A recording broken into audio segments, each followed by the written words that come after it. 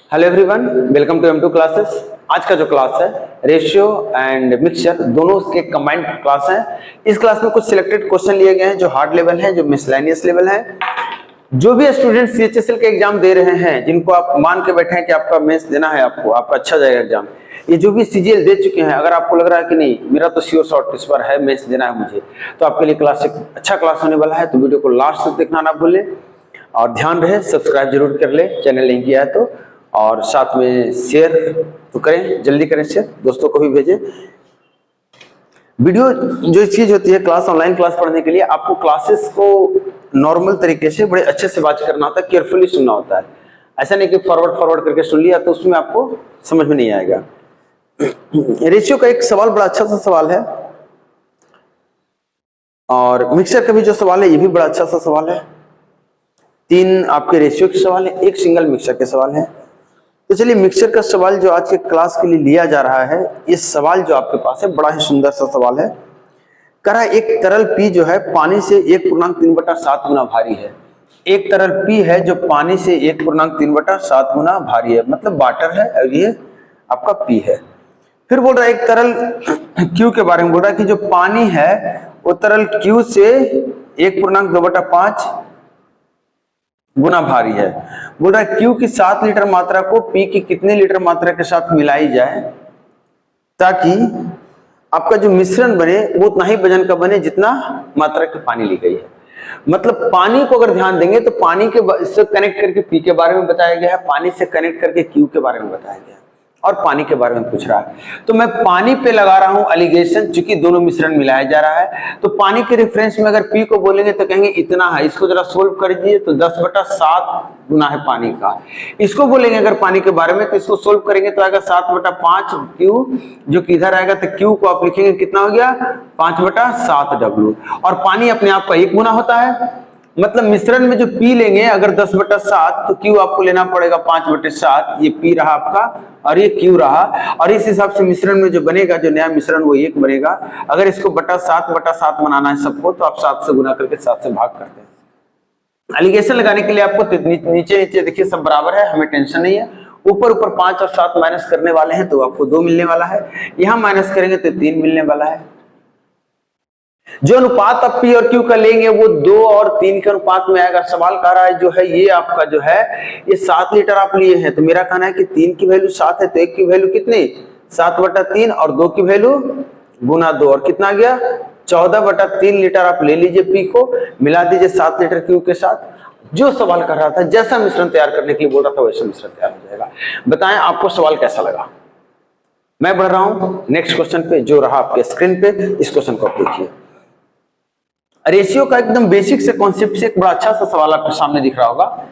Basic concept पे है, concept इसका बहुत ज्यादा नहीं होता है। आपको पता है कि अगर A/B दी गई है 2/3, इसका सीधा सा मतलब है जब A 2 होगा B हो जाएगा 3।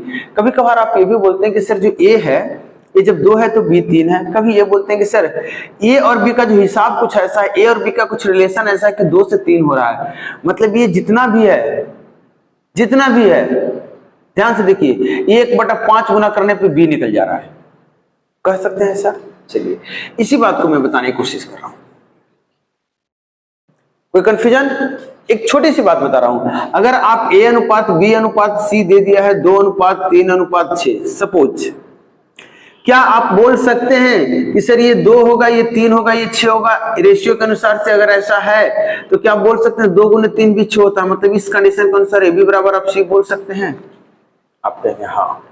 आप हाँ जब कहेंगे तो आप ये भी तो बोल सकते हैं कि अगर यहाँ पे 2 और 5 और 7 रहा तो बोल सकते हैं सर ये 2 है, ये 5 है, ये 7 है, तो 2 + 5 बराबर भी तो 7 होता है, मतलब A + B बराबर C बोलेंगे। देखिए बहुत ही छोटा सा कॉन्सेप्ट है लेकिन बहुत मजेदार कॉन्सेप्ट है। इस सवाल में आपको यही लगने वाला है। तो चलिए सवाल जो है कर रहा है A - B + C अनुपात B - C + 2D अनुपात 2A + C - D, और ये हो रहा है 2, 3 और 5। साथ में एक बात कही गई है कि 3A + 3C - 2D का अगर अनुपात लेंगे D के साथ तो क्या आएगा, ये आपसे पूछी गई है। कर ले सोल्व इस सवाल को, छोटा सा सवाल। चलिए अब देखिए यहाँ पे कौन सा रिलेशन, इतने सारे वेरिएबल्स हैं, इतने सारे अननोन है कि आपको थोड़ा सा क्रॉस करने में दिक्कत होगी। तो आप क्या करेंगे, आप कहेंगे सर 2 और 3 मिलके 5 होता है, 2 और 3 मिलके 5 होता है। अगर 2 और 3 मिलकर 5 होता है तो आप मुझे बताइए इन दोनों को जोड़ेंगे तो कितना आ जाएगा, इतना आ जाएगा। इन दोनों को जोड़ेंगे तो बी से बी कटा, सी से सी कटा। आप देखिए इसका रिजल्ट लिख रहा हूं, a प्लस 2d जो है ये 2a plus c minus d है। a को इधर ले जाएंगे तो a बचेगा, d को इधर लाएंगे तो आ जाएगा आपका 3d। देखिए 3d का वैल्यू a प्लस c है, अगर इसको 3 से गुना किया, क्योंकि यहाँ पे देखिए a प्लस c 3 गुना करके है, तो 9d हो जाएगा और ये हो जाएगा 3a प्लस 3d। मतलब इस सवाल में यहाँ पे अगर 9d लिखते हैं तो 9d माइनस 2d, और ये अनुपात d जो कि होता है 7d अनुपात d जो कि होता है 7 अनुपात d। यही आपसे पूछा गया था। क्लियर? तो इस सवाल के बाद जो नेक्स्ट सवाल आपके पास है, देखिए ये सवाल पूछा हुआ है, पीछे का सवाल पूछा हुआ था, जो भी सवाल आपके पास है वो भी पूछा हुआ ही सवाल है। मैं फिर से एक बार बता दे रहा हूं, M2 क्लासेस का ऑफलाइन क्लास बिहार शरीफ में चल रहा है, बिहार शरीफ नालंदा जिला बिहार स्टेट। जो भी ऑफलाइन करना चाहते हैं आप ऑफलाइन क्लास ज्वाइन कीजिए जल्दी से, कल से नया ऑफलाइन क्लास आने वाला है, न्यू फ्रेश ऑफलाइन क्लास है। डेमो क्लास की टाइमिंग 8 से 10 दी गई है, डेमो क्लास की टाइमिंग 8 से 10 दी गई है। 8 बजे सुबह से लेकर के 10 बजे सुबह तक ये डेमो क्लास मिल रहा है आपको। तो आप आए, क्लास करें, देखें, आपको बहुत ही बेहतर तरीके से, बहुत ही आसान तरीके से, बहुत ही बेसिक लेवल से आपको यहाँ जो भी सब्जेक्ट है सारे पढ़ाए जाते हैं, बहुत ही बेसिक लेवल से। बहुत ही बेसिक करने का मतलब मैथ्स आपको एलकेजी यूकेजी से स्टार्ट की जाती है। मतलब आप सोच नहीं सकते हैं कि इससे भी आसान कुछ होता है क्या। आपको लेवल जो मिलने वाला है एकदम वो मिलने वाला है जिसकी आप कल्पना नहीं कर सकते। एकदम स्टार्टिंग से जब जोड़ घटाव आपने सीखा तो वहां से स्टार्ट होती है लेवल। अगर आपको पढ़ा नहीं याद है कोई दिक्कत नहीं होगी, आपको किसी भी तरीके का गुना नहीं आता कोई दिक्कत नहीं, जोड़ना नहीं आता कोई दिक्कत नहीं, आप जरूर क्लास करें, आपको सब कुछ सिखाया जाएगा। तब तक मैं अगले सवाल पे पढ़ रहा हूं। नेक्स्ट क्वेश्चन कर रहा है, एक लड़का और लड़की पेंसिल से खेल रहे थे। ये रहा आपका पेंसिल। बोल रहे जो पेंसिल का जो लेंथ है इसको तोड़ा गया है। बोला पेंसिल 2 हिस्से में टूट गया और जो बड़ा हिस्सा है ये बड़ा हिस्सा छोटे हिस्से का कुछ अनुपात में रहा होगा। यही आपसे पूछ रहा है बड़ा हिस्सा का छोटे हिस्से के साथ क्या अनुपात है, और कंडीशन देके बैठा है आपको कि अनुपात वही है जो पूरे पेंसिल का बड़ा के साथ है। ये आपको अपना कॉमन सेंस लगाना। अगर ये दिमाग में आपकी बात आ रही है कि जो बड़ा वाला है इस ऊपर लिखे, छोटा पूरा नीचे क्यों नहीं लिखे, तो आप खुद बताइए ये वाला बड़ा है ये वाला छोटा, तो इधर भी ये बड़ा ये छोटा रहेगा तभी ना बराबर संभव है। तो कुछ चीजें आपको कॉमन सेंस से भी लगानी आनी चाहिए। इस सवाल को बनाने के लिए x अनुपात y अगर यूज करते हैं तो आप कर सकते हैं, कोई दिक्कत नहीं, लेकिन मैं यूज करने वाला हूं सिर्फ x और इसको बोलने वाला हूं 1। अगर ये x है ये 1 है, अनुपात आना होगा x ही आ जाएगा जो आना है। तो चलिए इसको आप बताएं बड़े का अनुपात कितना हो गया, x छोटे का, एक पूरे का x प्लस 1 बड़े का x। इसको जब सोल्व करेंगे तिरछा गुना करके तो x स्क्वायर बराबर x प्लस 1। इसको जब सोल्व करेंगे तो आपको सामने आएगा x square minus x minus 1 बराबर 0। और इसको जब सोल्व करेंगे आप सोल्व कीजिएगा अपने अनुसार से, मैं इसको छोड़ दिया हूं। तो ये ध्यान से देखें x बटा 1 यही है। तो आपका अनुपात कितना आ गया, √5 + 1 अनुपात।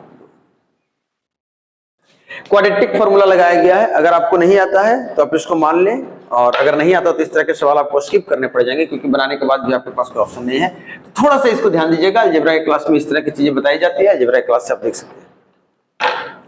अगला सवाल कर रहा है कि भाई है ए और बी, 2 भाई है, ये लोग कुछ पैसा बचा है जिसका अनुपात 4 और 5 है। ए और जो बी है ये कुछ पैसा बचा है 4 अनुपात 5 में।